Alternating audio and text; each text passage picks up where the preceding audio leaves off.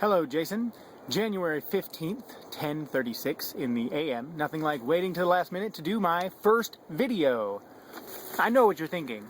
You're probably thinking something like, oh, it looks like he is sitting in a bush. That is true. For my first video, I wanted to make it interesting and give you a tour of my house. I don't live in the bush. In fact, the tour of my house failed. As I move my camera around, it makes the video very jerky, and I thought people would probably get motion sickness, including yourself, if you tried to watch it. So instead, I thought I'll just walk up the hill behind my house, the hill that my house sits on. In fact, that would be really neat, because then I'll have this overall view of all of Quincy that you can see from the top of the hill.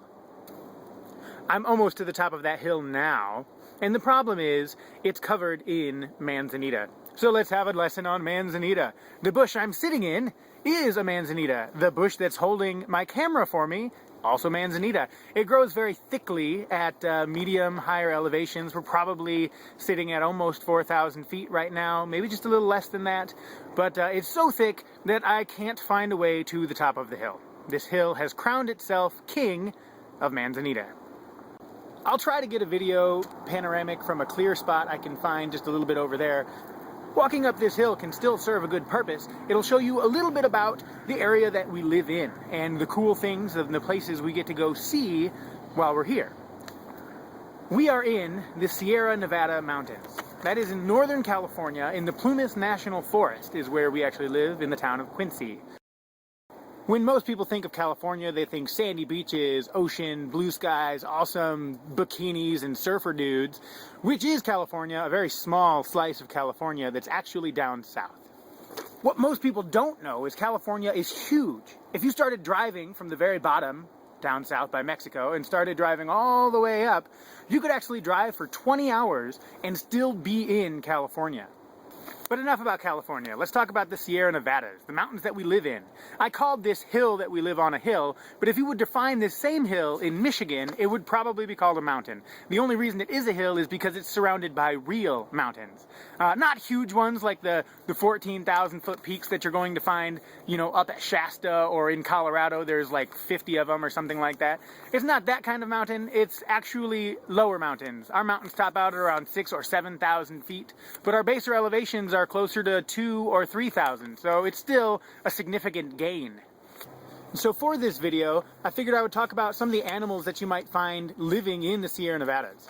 Now when people ask about animals, mostly they want to know about the dangerous ones, the ones that might be able to hurt you, or the ones they should be afraid of.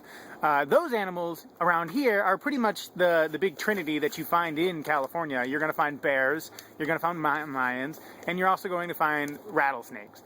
Let's talk about bears first. There are bears around here. In fact, it's January and the bears are still awake. That's fun. Bears don't go to sleep when the calendar date comes around. They go to sleep when it's too cold to keep finding food, and then they just wait in hibernation until summer comes around. So I was hoping I might find evidence of a bear when I was walking up here. There is one that lives on campus. It's more like a really big raccoon. Really big raccoon, but it gets in our garbage and tears everything up, and people get freaked out when they see it, but it hasn't actually done anything to make itself a nuisance yet. Now the only bears you're going to see around here are black bears. Maybe California black bears. They are a golden color. They're still black bears. They can be other colors. Black bear is just the designation of size and species of the bear. There are no grizzly bears, even though the bear on the flag of California is a grizzly bear. I find it funny and ironic. The bear on the flag is a grizzly bear, and it's been extinct in California for almost 50 years. It was hunted to the point of extinction, and there are no more grizzly bears in California. You won't find any, unless you're at a zoo, maybe. Enough about bears. If you want to know more about them, ask me, and maybe I'll do some research and give you a whole video on bears. The other ones are mountain lions and rattlesnakes. Mountain lions, I have never seen. I know they're here. I've seen evidence of them. They're very clean eaters. They typically leave guts and the head, and they won't eat them. And so you'll find a pile of guts with a head on top. It's kind of neat. But if you do see a mountain lion, odds are you're safe. A lot of people think that if you see a mountain lion, you should freak out. That's not true. Mountain lions are ambush predators, which means if you see one, it's not hunting you. You're going to be fine. All right, it's going to walk away. It's not going to fight you toe to toe. They don't want to duke it out. They might get hurt, and they don't want that.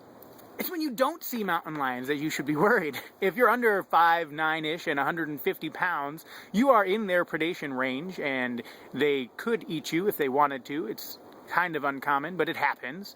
But they are crepuscular.